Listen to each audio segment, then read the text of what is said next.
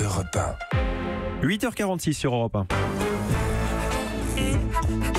C'est presque du direct. Voici les meilleurs moments de la revue de Presque de Nicolas Canteloup avec Julie. L'Italie veut des excuses de la France pour avoir condamné le refus de l'Italie d'accueillir le bateau l'Aquarius et les 629 migrants qui sont à bord, mais sans proposer de l'accueillir pour autant. C'est donc l'Espagne qui attend maintenant l'Aquarius. Gérard Collomb, vous êtes ministre de l'Intérieur, bonjour.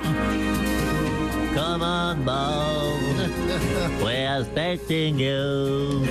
Oui, bonjour madame Julie, un peu d'humour ne fait pas de mal. Écoutez, quel bonheur de voir que la croisière de ces braves gens s'achève sur une bonne note. Et en tant que commandant Stubbins du gouvernement, j'en suis satisfait et je m'en réjouis. Très bien, mais pourquoi ne pas avoir permis à ce navire d'accoster dans un port français si vous condamnez la décision italienne ? Écoutez, l'Espagne s'est proposée et ça avait l'air de leur faire tellement plaisir, on n'a pas osé les priver de tous ces avantages, tout cela, cette belle Espagne. Ouais, mais c'est quand même un peu hypocrite de condamner un pays alors qu'on fait la même chose. Non, mais écoutez, écoutez, pour les migrants, c'est beaucoup mieux. L'Espagne, c'est le soleil. L'Espagne, c'est la salsa. Ce sont les tapas. C'est la Ligue des champions. Alors qu'ici, il pleut. Il y a des disques de Vianney, des disques des Cuds United. Et pour le foot, c'est Sochaux contre Dijon. Non, croyez-moi, c'est un service que nous avons rendu à ces migrants, laissant l'Espagne les prendre en charge. De la botte avec un peu de musique. La la la la la. Et voilà. Bon, autre chose quand même, Monsieur Collomb, avant de vous laisser. Oui, vous avez ouvert la porte. Vous avez ouvert la porte à une interdiction du concert du rappeur Medine au Bataclan. On rappelle que ce rappeur se voit reprocher d'avoir appelé son deuxième album Djihad, de poser sur la pochette avec un sabre oriental ou encore de chanter qu'il faut crucifier les laïcards. Oui, car nous comprenons que cela puisse choquer. S'il y a trouble à l'ordre public, nous l'interdirons. En attendant, c'est la loi qui s'applique. D'accord. Et voilà, la main dans le sac. Monsieur Collomb vous prend en flagrant délit de faisage de rien gouvernement. Mais Éric Ciotti, vous avez demandé l'interdiction de ce concert, vous aussi. Tout à fait, Madame Julie. Ce concert du rappeur Medine est un scandale. Il faut le dire et le redire. Et n'allez pas croire que je sois rétif aux musiques urbaines. Je propose d'ailleurs un concert de remplacement, ah bon concomitant de rap performé par mes soins. Comment vous, Éric Ciotti, rappeur? Tout à fait, cousine. Je laisserai parler mon flow afin de dédommager les amateurs de punchline. Allez, on y va, balance le son. Yo, yo, yo. C'est moi, MC Ciotti, crâne qui brille, accent du midi. Si tu aimes le rap, viens à mon show. Il y aura même DJ Morano. ouais, elle est là, la Nadine, c'est autre chose que Medine. C'est pour la rime alors.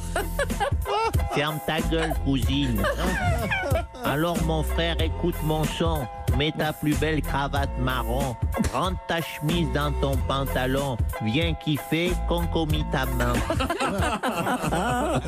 Alors, ça donne envie. Ah oui, ça donne envie. Fantastique. On ira vous applaudir. Merci Éric Ciotti. Je vous en prie. Avant sa conférence en Corée du Sud, il est passé débriefer la grande interview d'Emmanuel Macron. Bonjour François Hollande. Oui, Vous l'avez trouvé bon, vous aussi alors ?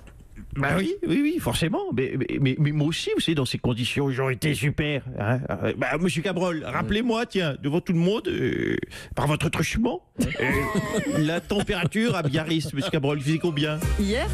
Bon, c'est vrai que c'était folichon, hein. C'était estival, des températures carrément de mois d'août. Hein. Il faisait 31 à Biarritz, Daphné le confirme, 29 à Marseille, 28 à Bordeaux, Nelson à Marion-Lagardère. Et voilà. Tu sais, quand il fait un temps pareil, tu peux annoncer ce que tu veux. Hein. Il y a tout qui passe.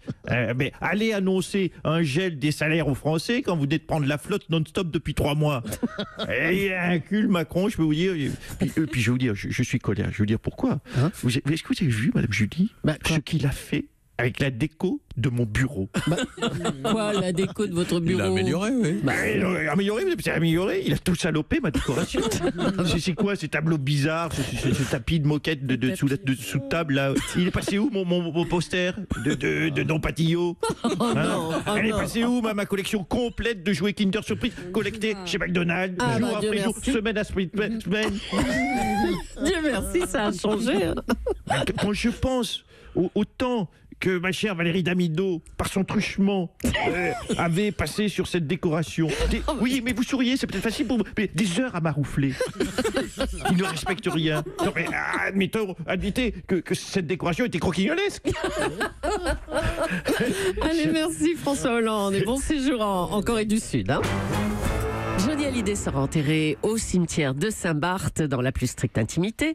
Stéphane Bern, vous êtes en direct de Saint-Barthélemy. Comment ça se passe là-bas? Dites-nous. Écoutez, très bien, ça se passe très bien, malgré, c'est vrai, la grogne des habitants de Saint-Barth. Ah, pourquoi? Parce qu'ils ne souhaitaient pas que Johnny soit enterré là-bas?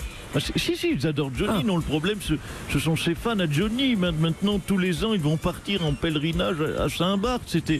Faut dire les choses, c'était l'île la plus chic, la plus classe, la plus riche des Caraïbes, et maintenant ça devait devenir Center Park, un camping pour les tuches. Non, l'immobilier à Saint-Barth, il faut le savoir, va chuter de 60% en un an. Oh, mais arrêtez de dire du mal des fans de Johnny, allons. Mais je ne les critique pas, loin de moi cette idée. Je dis juste que le fan de Johnny est différent disons-le, du fan de Jean d'Ormesson. Il est aussi très différent du fan de Anne Sylvestre, vous savez. Le fan d'Anne Sylvestre est moins tatoué, il porte une chemise blanche, il est brun, il a une belle voix grave, il est né un 7 septembre. C'est Patrick Cohen. Oh bravo, vous l'avez reconnu. Vous avez gagné une véranda, Ken. Faut dire qu'il est tout seul, notre patoche. Ça va être triste de voir notre patoche tout seul derrière sa petite barrière le jour des funérailles municipales de Anne Sylvestre. Oh, la maison depuis ce crime n'a plus d'âme ni de nom. Et voilà, Patrick. Europe 1.